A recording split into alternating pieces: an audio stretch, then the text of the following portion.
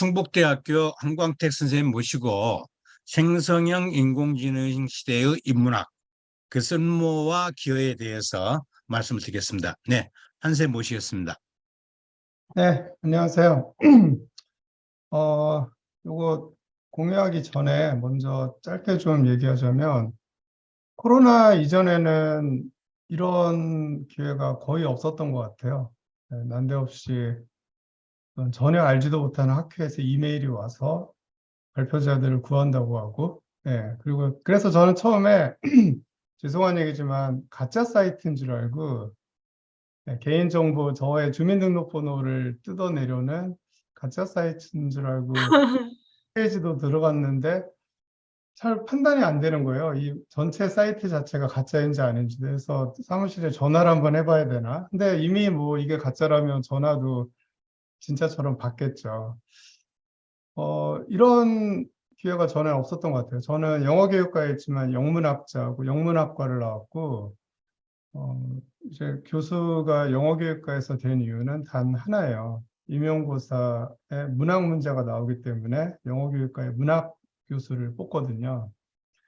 그래서 전혀 영어교육과 상관없는 인문학 공부만 하다가 영어교육과에 오게 되면서 이제 교육의 문제에 좀 접하게 되고 교육과 관련된 이슈들을 접하게 됐는데, 그러면서 좀 깨달은 게 한국 사회에서 인문학은 결국 교육과 뗄 수 없는 관계라는 걸 비로소 깨닫게 됐었어요. 그러니까 대학이라는 제도와 교수라는 직업과 수업이라는 어떤 포맷과, 물론 이제 개인적으로 독립적으로 인문학 연구하는 학자들도 계시겠지만 절대적으로 학제적인 인문학인 것이죠. 그래서 인문학의 위기는 결국은 대학의 위기이고 수업의 위기이고, 그리고 이제 이 연구를 하는 정부의 지원을 받아서 연구하는 시스템 상의 위기인 것이죠. 그래서 오늘 제가 좀 같이 얘기해 보려는 바는 그 인문학의 위기는 제가 대학을 갔던 90년대 말에도 늘 했던 얘기예요. 인문학은 늘 위기였던 것 같아요. 인문학은 위기가 아닌 적이 없었던 것 같습니다. 근데 뭔가 이제 새로운 의미에서 위기가 있다면 어떤 위기이고, 거기에서 제가 말씀드린 것처럼 인문학자는 결국 대학이라는 제도, 수업, 연구, 이런 어떤 시스템적인 거와 뗄 수 없는 관계인 게 한국의 상황인데, 이런 상황에서 인문학자의 쓸모, 기여는 어떤 점이 있을까? 그 점에 대해서 얘기하고, 그 발표문은 안 읽고요. 제가 준비한 화면 같이 보면서 좀 생각 포인트를 같이 짚어가면서 얘기해 보도록 하겠습니다. 예, 보이시나요?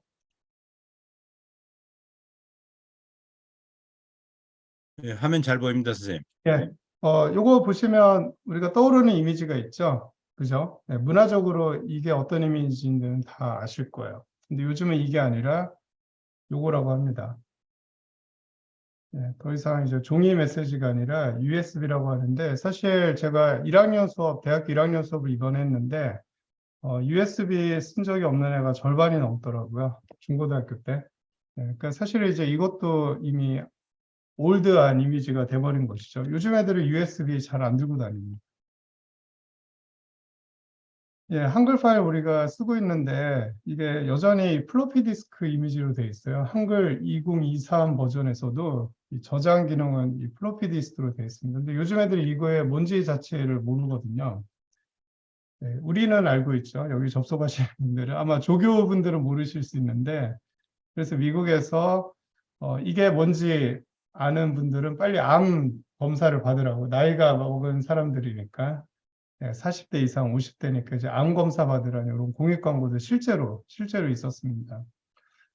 윈도우 쓰려면 당연히 폴더 개념을 이해를 해야 되죠. 너무나 당연한 거고 우리가 어떤 업무를 하거나 이렇게 일을 처리하는 기본적인 어떤 툴입니다.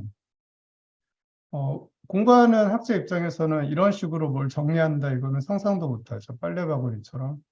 근데 재작년에 나왔던 기사인데요. 예. 뭐가 이슈가 됐냐면 요즘 애들이 폴더로 파일을 정리를 안 한다는 거예요. 공대생들도 미국에서. 그래서 교수들이 놀래가지고 아니 파일 정리한 거 폴더 보내라고 했더니 그게 없다라고 해서 당황을 해가지고 그럼 어떤 식으로 하냐 했더니 요즘 애들은 이런 식으로 클라우드 상에 파일을 다 던져놓고 필요한 것만 찾는 식으로 찾더라는 거예요. 왜 그럴까요? 그래서 그때 나온 농담이 뭐냐면 애들한테 그 디렉토리나 폴더 개념을 익히게 하려면 윈도우 98을 강제로 쓰게 하면 무조건 폴더 개념을 익힐 수밖에 없다라고 하는데 사실 이거는 농담이죠. 예. 이게 왜 요즘 애들에게 폴더 개념이 없어졌냐면 휴대폰이나 패드로 모든 일을 처리하기 때문입니다. 그 데스크탑 윈도우 체제가 아닌 운영 시스템에서 일상적인 일을 처리하기 때문인 것이죠. 그러면서 그 공대 교수가 이런 얘기를 했어요. 미국의 이제 공대 교수고요. 자기 대학원 다닐 때는 기본적으로 공대 학생들은 납땜 다 해야 됐다라는 거야, 마더보드. 근데 요즘은 컴퓨터 공학과 나와도 컴퓨터 그 데스크탑 수리 못하는 애들이 대부분이죠. 그래서 이게 바뀐다라는 것이죠. 그러면서 그럼 누가 변해야 되냐? 예, 가르치는 사람들이 변해야지 가르침을 받는 애들을 변화시킬 수는 없다라는 것이죠. 윈도우 98을 쓰게 하는 법을 강제로 시켜서 나 편하게 폴더나 디렉토리 쓰는 법을 같이 익히도록 해서는 안 된다는 것이죠. 이거는 공대 쪽 이야기이긴 하지만 사실 인문학 쪽에서도 우리가 똑같이 적용해야 될 문제가 아닌가라는 게 저의 포인트입니다. 예, 스냅챗이나 트위터 할 때 여기 계신 분들 중에 스냅챗이나 틱톡 쓰시는 분이 얼마나 계실지 모르겠지만 스크롤 상으로 하지 이렇게 페이지 넘기는 식으로 하지는 않죠. 그래서 예, 누가 바뀌어야 되냐라는 문제에 있어서 사실은 바뀌어야 되는 입장은 우리일 수 있다라는 것이죠. 근데 이게 사실 인문학자들에게는 제일 큰 심리적인 저항이 발생하는 지점인 것 같아요. 예, 미국에서도 휴머니티스라고 하는 인문학의 위기란 담론이 계속 나왔고요. 이건 2018년 기사입니다. 그래서 그 이유는 뭐냐면 이제 취업이 안 되기 때문이죠.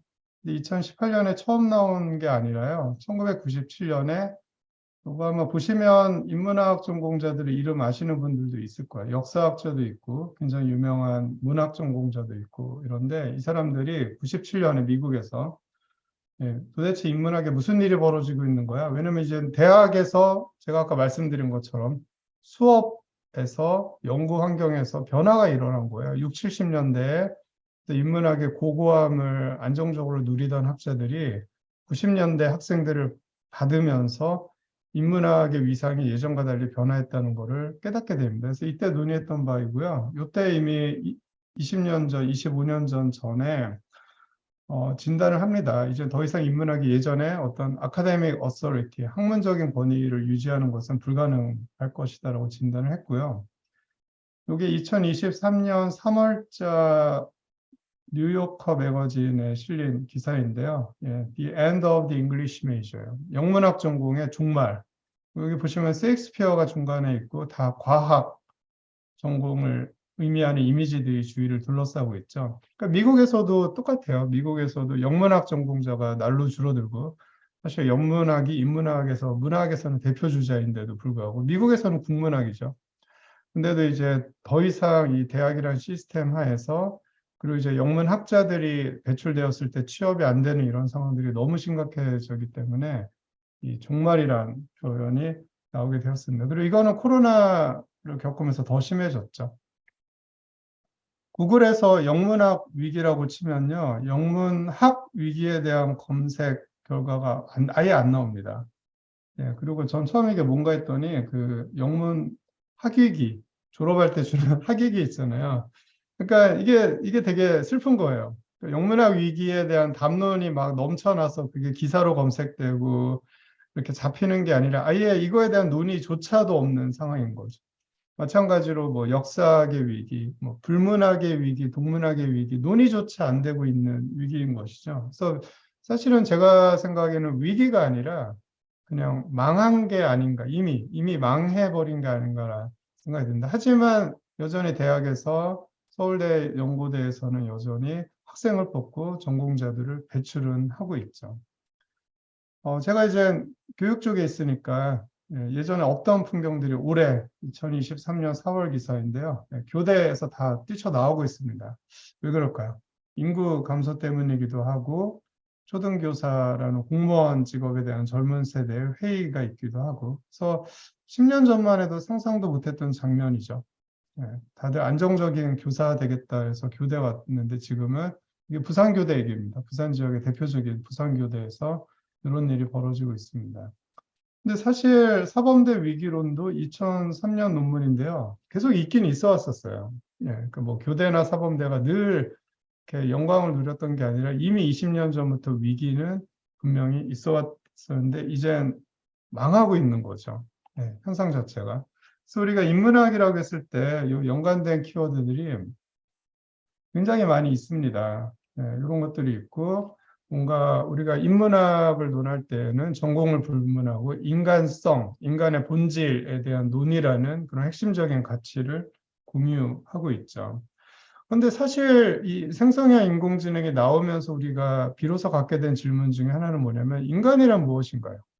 그리고 또 인간성이란 무엇인가? 지금 화면에 보시는 건 인간들이죠. 근데 놀랍게도 이거는 AI가 만들어낸 이미지이고요. 실존하지 않는 인간입니다. 인간의 그 표정이나 얼굴에 나오는 머리카락이나 눈썹이나 주름살이나 이 특징들을 잡아서 재조합한 거고요. 요거는 This is not real person이라는 사이트가 있어요.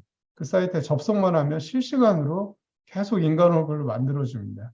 그래서 한 10년 전만 해도 교과서 만들 때 사람 쓰려면은 그 저작권 문제가 심각했었는데 지금 이제 이런 얼굴 갖다 쓰면 되는 거죠. 이것도 마찬가지고요. 근데 이거는 4년, 5년 전 기술이고요. 올해 나온 생성형 인공지능이 만들어낸 기술은 비교할 수 없는 수준입니다. 다 가짜 이미지입니다. 그리고 이런 이미지들을 무수히 많이 만들어낼 수 있고요. 시간적으로. 그리고 이 이미지를 보시면은 이게 이제 프롬프트라고 해서 명령어를 넣어서 이 명령어대로 이미지를 만든 건데, 뭔가 생각이 깊이가 있고, 온화한 성격, 이런 것도 명령어로 넣을 수 있습니다. 그래서 성격이나 태도나 성품이나 이런 것도 데이터로 만들어냅니다. 그래서 이 두 배우를 섞은 얼굴이고요. 이 두 배우는 실존하는 배우들이고, 단순히 외모만 섞는 것이 아니라 우리가 문화적으로 어떤 판단하는 인간에 대한 인간성이라고 지칭하는 그런 분류의 기준들도 이미지로 재현을 해내고 있습니다. 이미지뿐만이 아니라요. 이런 그 인간의 동작을 다 모션화해서 그래서 이제는 걸그룹 안무도 인공지능이 만들어낼 수가 있어요. 인간이 표현하는 동작들을 학습을 해서 이런 이미지가 아닌 영상 자체를 만들어내고요. 보시면은 양쪽 둘 중에 어느 쪽이 인공지능이 만들어낸 이미지일까요? 이게 인공지능이 만들어낸 이미지고요. 요거는 실제 인물인데요. 근데 사실 실제 인물이 아닙니다. 왜냐하면 그 필터라고 해서 보정한 걸 되게 많이 했거든요. 그래서 실제 이 사람은 보이는 이미지보다 훨씬 못생기고 뚱뚱한 사람이에요. 그래서 사실 이거는 실존하지 않는 이미지를 만들어냈지만 인간 같고, 이거는 실제 인간이지만 또 필터링을 해가지고 본인이 아닌 인간을 만들어낸 거죠. 그럼 둘 중에 어느 게 더 진짜 인간이라고 우리가 판단할 수 있을까요? 인공지능에게 송나라 당나라 때 그림, 회화 기법을 학습시켜서 만들어내게 한 이미지입니다. 그러니까 어떤 문화적인 자산이나 관례, 관습, 풍토 이런 것들도 다 데이터화해서 이렇게 만들어내는 게 이미 가능하고요. 사진 대회에서 이제 인공지능이 어떤 인간이 생각하는 주제의식을 반영한 작품을 만들어낸 걸 제출해서 인공지능이 만들었다고 밝히지 않고 제출해서 1등한 소니 그 사진 대회에서 1등한 그래서 이제 나중에 상이 철회된 그런 작품입니다. 그래서 또 노동자의 비애나 고애를 담은 표정을 만들어내라 해서 만들어낸 건데요. 수상 선정 이후에 그 어떤 노동자의 인간들이 가지고 있는 감정을 기가 막히게 잘 표현했다. 이래서 상을 받은 작품입니다. 그래서 이건 작가가 이 조작을 했던 작가가 이렇게 얘기를 했습니다. 이게 그러니까 단순히 기계라고 볼 수 없는 영역이 있다라는 거예요. 평생 사진 작가로 살아온 사람이 보기에도. 노암 촘스키는 유명한 언어학자이고요. 2023년 3월에 뉴욕타임즈의 특별기구를 해서 이때 챗GPT가 한참 이슈가 됐을 때 계속 그 챗GPT를 비판하는 내용의 기사를 썼는데 이거는 저도 읽어봤는데 노암 촘스키는 1960년대부터 활동한 학자잖아요. 아직 살아계시고 올해 94세인데 무려 1960년대 했던 얘기랑 똑같은 얘기를 하는 거예요. 촘스키의 논점은 뭐냐면 인공지능은 굉장히 많은 데이터를 가져와서 한정된, 제한된 아웃풋을 내놓지만 인간은 굉장히 적은 인풋만 가지고 무한한 아웃풋을 내놓는다. 이게 1960년대에는 사실 이렇게 먹혔던 논리이지만 요즘에 이제 제가 계속 교육 얘기를 하지만 교육 현장에서 보면 요즘 애들은 무한한 창의성이 없거든요. 네, 그리고 뭔가를 무한히 만들어내려고도 안 해요. 그거에 관심 자체가 없어요. 그리고 이제 대중문화는 보면 늘 패턴적이고 판에 박은 듯한 이미지가 나오고 주제가 나오고 결말이 나오고 주인공들이 나오죠. 촘스키의 60년대식, 1960년대식의 어떤 그 인간에 대한 이해 자체가 이제는 요즘 애들에게는 설명하고 이해시켜도 와닿지가 않습니다. 그리고 중요한 거는 요건데요. 스탠포드 대학에서 실험한 건데 인공지능들끼리 모아놓고 자기들끼리 대화를 하게 시킨 거예요. 서로 얘기하면서 그 사회생활을 하도록. 그랬더니 놀랍게 우리가 보통 일상에서 하는 대화 패턴을 그대로 구현하더라는 겁니다. 근데 사실 우리가 여기 접속하신 분들도 오늘 아침에 일어나서 지금 접속하기 전까지 본인이 말한 대화를 한번 다 적는다라면은 네, 뭐 한 356가지를 말하지는 않으셨을 거예요. 예, 대부분 다 비슷할 거예요. 아, 배고파, 밥 먹어야지. 아, 오늘 학회 발표하기 귀찮은데, 싫은데, 재미없을 것 같은데. 그러니까 늘 뻔한 반응들이 나오는 그런 패턴들이 있죠. 이것을 인공지능이 학습을 하더라는 겁니다. 예. 그래서 어떤 일상적인 수준에서의 언어 활동이나 심리적인 교감을 이미 인공지능의 대화 패턴, 인간의 데이터를 가져와서 응용했을 때 유사하게, 굉장히 유사하게 나오더라고 합니다. 인문학에 대한 우리의 자존심이 머무는 지점은 뭐냐면 인문학은 데이터가 아니라는 것이죠. 네, 인문학은 그럼 뭐죠? 단순히 수리적인 데이터에 기반한 인식, 통찰이 아니라 인문학은 그것을 꿰뚫어 보는 통찰이라고 우리는 생각을 합니다. 인간들이 만들어낸 오랜 시간 축적해낸. 근데 이 얘기를 알파고가 바둑 기사들을 처참히 그 무너뜨리기 전에 우리가 바둑에 대해서 믿었던 바요. 바둑은 인간의 성찰이 담겨 있고 우주의 진리가 담겨 있고 그래서 절대 컴퓨터가 컴퓨테이션으로 산술적인 이해로 정복할 수 없는 것이다. 근데 아니죠. 바둑은 그냥 숫자 확률 계산 게임에 불과했다라는 게 알파고가 밝혀낸 바이죠. 생성형 인공지능이 우리에게 충격을 준 가장 큰 지점은 읽기와 쓰기를 한다는 거예요. 그리고 읽기에서 요약을 합니다.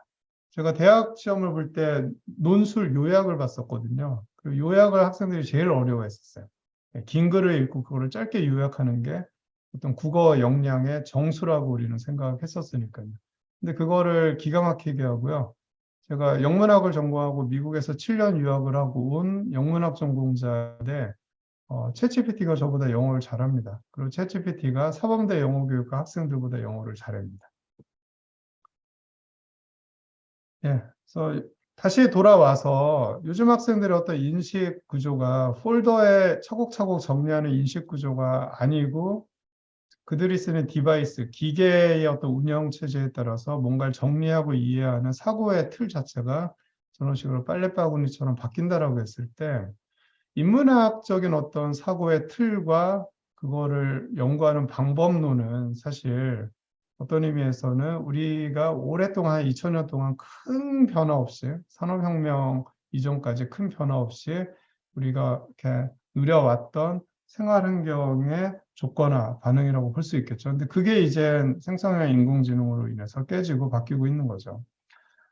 미국에서 주가가 반토막난 회사가 있는데요. 여기는 뭐냐면 그 대학원생 과외를 해주는데요. 그래서 중고등학생 애들 숙제를 할 때 특히 읽기 쓰기랑 영어 읽기 쓰기랑 수학 문제 풀이를 해주는 회사였는데 5월 달에 주식이 반토막이 났습니다. 왜냐하면 챗GPT 때문이었어요. 최근에는 이런 것도 나와요. 이미 챗GPT는 인공지능 경쟁에서 밀리고 있고 로봇이나 인공지능이 이제 점점 경쟁안에서 나왔을 때는 그러니까 이런 이미지가 암시하는 바는 뭐냐면 인간 자체가 이제 이 상황에는 낄 여지가 전혀 없는 거죠. 로봇끼리도 경쟁하고 인공지능끼리도 경쟁해서 이미 그저껜가 그 미국에서 챗GPT 같은 인공지능 모델을 순위를 매겼는데 20개가 넘어요. 모델들이. 근데 다행히 그중에서 챗GPT가 아직 1위를 했는데 지금 2, 3위가 급속도로 치고 올라오고 있다는 결과가 나왔습니다. 예, 그럼 인간이란 도대체 무엇이고 인문학적인 어떤 깨달음이나 인문학적인 의미는 무엇이냐라고 했을 때 사실 우리는 뭐 데카르트식으로 생각하면 나는 생각한다. 따라서 나는 존재한다. 이런 어떤 근대 철학의 출발 지점에서부터 근대 철학이 나오고 어떤 서양의 인문학적인 인식이 정립이 되었는데 사실 21세기 현재 우리가 이해하는 인간은 어떤 존재예요? 예, 나는 믿는다. 그래서 내가 옳은 거다라는 그러니까 포스트 트루스라고 하는 그러니까 도대체 어떤 인문학이 2000년 동안 만들어 온 가르쳐 온 가르친 그 방향성이 있는데 왜 갑자기 인류는 이런 식으로 퇴화를 했을까요? 왜 트럼프 같은 대통령이 나오고 온갖 오히려 시대를 역행하는 듯한 문화적, 정치적, 경제적 흐름들이 나오는 걸까요? 예, 그래서 지구 밖에 나가면 이제 뭔가 이렇게 전 우주적으로 생각하는 사고 방식이 가능할 거라고 생각하지만 지구에 돌아와서는 아예 우주도 못 나가봤어라고 비꼰다라는 것이죠. 그 인문학에서 전제하는 인간은 거의 가장 이상적이고 최고로 이렇게 고도로 어떤 합리적인 능력을 갖춘 인간 모델인 것인가 아니면은 우리 일상생활로 내려왔을 때 비루하고 저런 문제들을 반복하는 인간들인가라고 했을 때 철학의 개념이나 전제들은 확실히 이성적이고 합리적인 인간을 전제로 하는 인본주의적인 것들이 많죠. 하지만 사실 문학은 그렇지는 않아 왔어요. 문학 안에서는 늘 비루하고 쓰레기 같은 존재들을 보게 되니까요.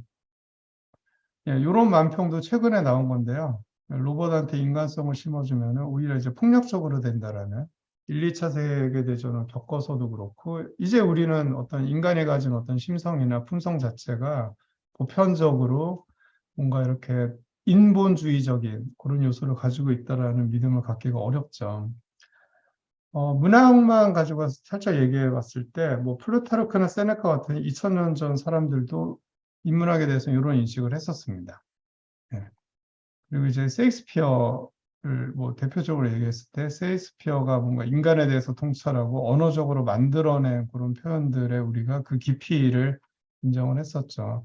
하지만 최근에는 그것도 좀 바뀐 것 같아요. 예. 그러니까 뭐 소설 줄거리나 주제나 이런 게 중요한 게 아니라 어떤 책을 읽으면서 내가 느끼는 감정적인 연결고리 이런 것들에 대해서 중요하게 생각하고요. 요거는 시간상 영상을 보지는 않을 건데 그 바위나 이런 데 사람들이 연인들이 이름 새기는 현상 있잖아요. 그리고 이제 다리에 이렇게 연인들이 가서 자물쇠 걸어놓고 이름 새기고 이런 것들.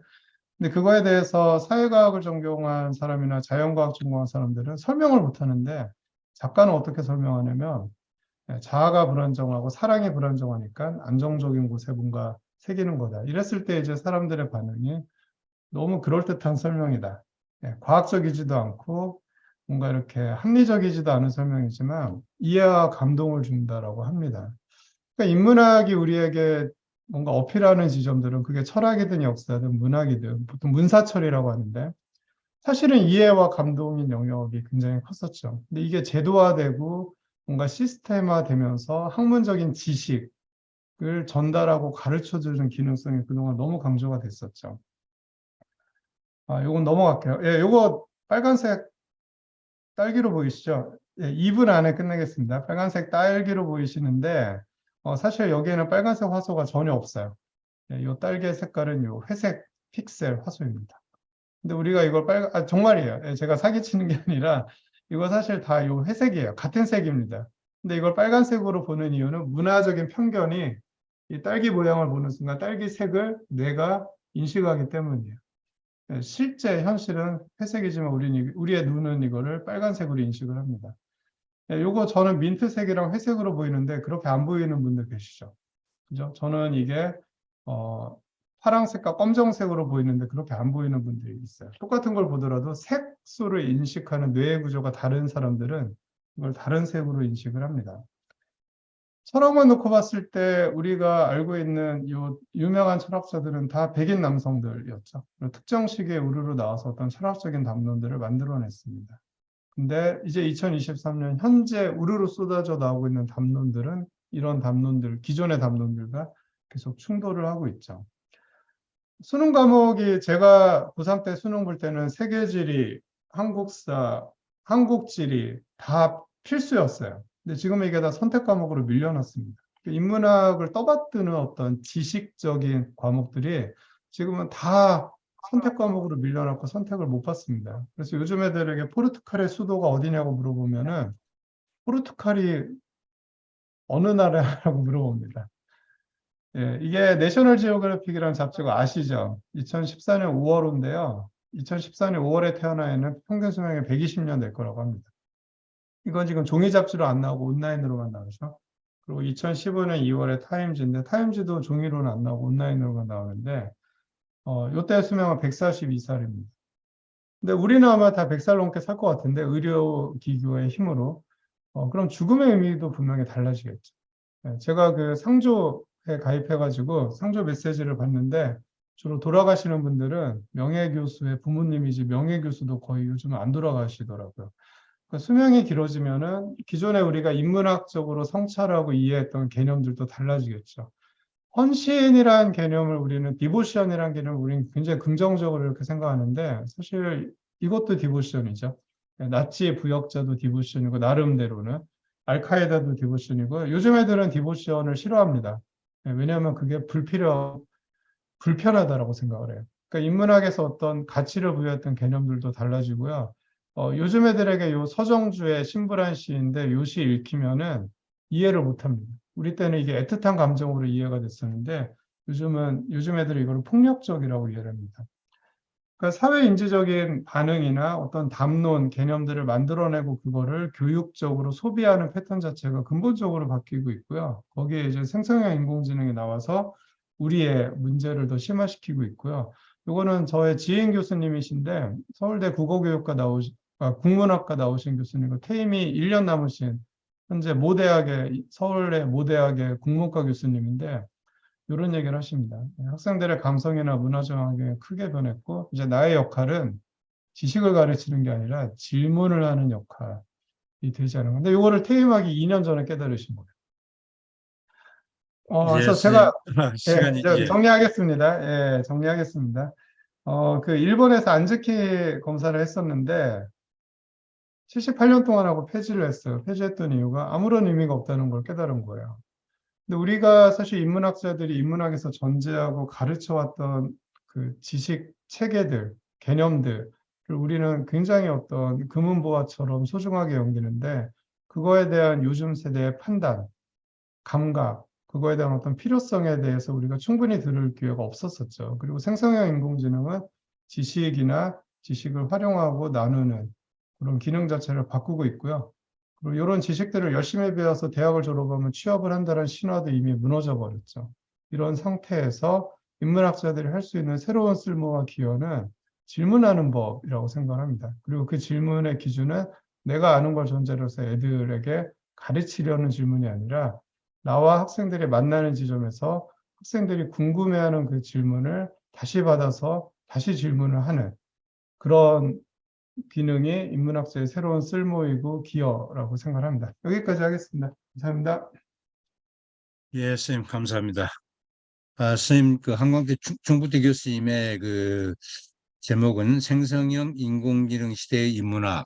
그래서 굉장히 그 많은 고민을 안고 계시고 그 고민을 담아서 오늘 그 말씀을 해주셨습니다. 이런 고민들이 앞으로 또 인문학의 새로운 길을 열어가지 않을까 그런 생각이 듭니다.